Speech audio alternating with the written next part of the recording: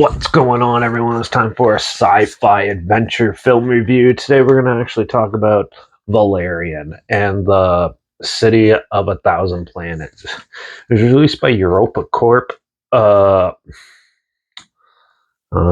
sometime in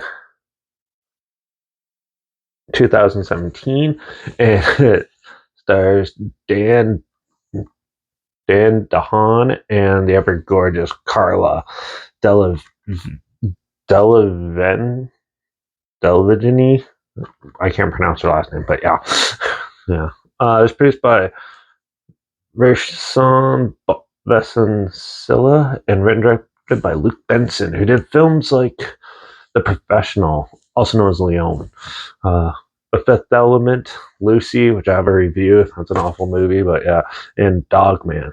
This film had a budget of $209 million and it's the most expensive independent film ever made. So this is basically you have the pilots of leaders of a recon type of group that goes into a planet and tries to get a specific creature from this alien like how would you put it? Sort of like the black market, but it's in a digital world. So when they go, it's in like a different dimension. So you have to wear weird glasses and stuff. And so they go, and then they end up getting it, and then they go back to their home area, the rendezvous point, which is the City of a Thousand Planets, where there is actually a distress signal coming from the core, which no one can get to, and it's up to them to try to fight and find their way to it, even though one of them gets trapped in it. So then they end up having to save them and save the universe. This is an attempt at a new version of a space opera, sort of like Star Wars or Star Trek. And boy, the story is very annoying. The story is pretty paper thin, to say the least. It's basically, if you take Star Wars and Star Trek and every other sci-fi film and put it all together, that's just basically what this movie is. Now, visually, this film looks really good. The visual effects are stunning. The practical effects and stuff look really good. It looks really good. And obviously, Carla plays Lorian in this film. She's really good in it, and even the side characters kind of outshine them. Yeah, but Dan DeHaan, his acting's pretty terrible. He played in Chronicle, which was terrible. And of course, I don't think he's that good of an actor. He's like a B movie actor, but somehow keeps getting all these big roles.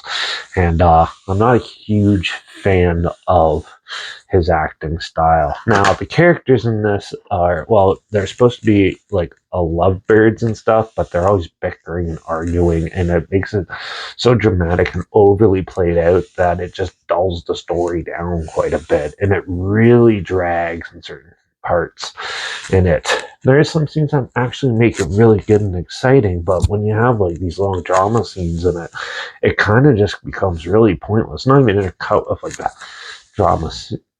The drama's not even intercut with like action scenes like you see in most sci-fi films and stuff. This one is actually pretty dull, and it definitely doesn't have like the stature of a story to hold like a big franchise. You could tell they really wanted to make it something different. Also, some characters just come and go, which is a common thing in these type of movies, but this one is just, they made it really obvious. There's just yeah. Overall, though, I did really like the look of it, and obviously Carl was really gorgeous in it. For the most, besides that, the story is terrible, isn't that good, and the characters are pretty bland for the most part. So, yeah, Valarian and the City of a Thousand Planets gets probably a 3 from me. It's still better than I was expecting, and overall, it's still a fun adventure and some really cool visuals, some really cool landscapes, and yeah, they probably could make a TV series out of this if they really wanted to. So yeah, that's what I thought of Valarian in the City of a Thousand Planets. If you want to check it out, it is on Netflix, so you can check it out there. But I'll link the trailer down below, like always, so you can check that out. I'll link down below is my Instagram, so I post clips of films I'm going to review in the future. All my stories, but the film title in there, and some fun factor history thing in there as well. Also, my Letterbox down below, Derek P Reviews. That's where I post my first star rating after watching the films. And my Twitter's down below at reviews_Derek.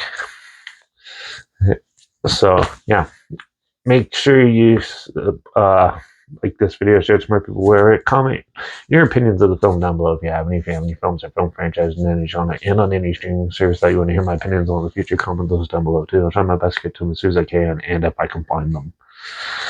Make sure you subscribe. Hopefully we find something weird and obscure all day. Probably never thought of checking that together. And also share my opinions on popular films and classic films and reviews on other things as well.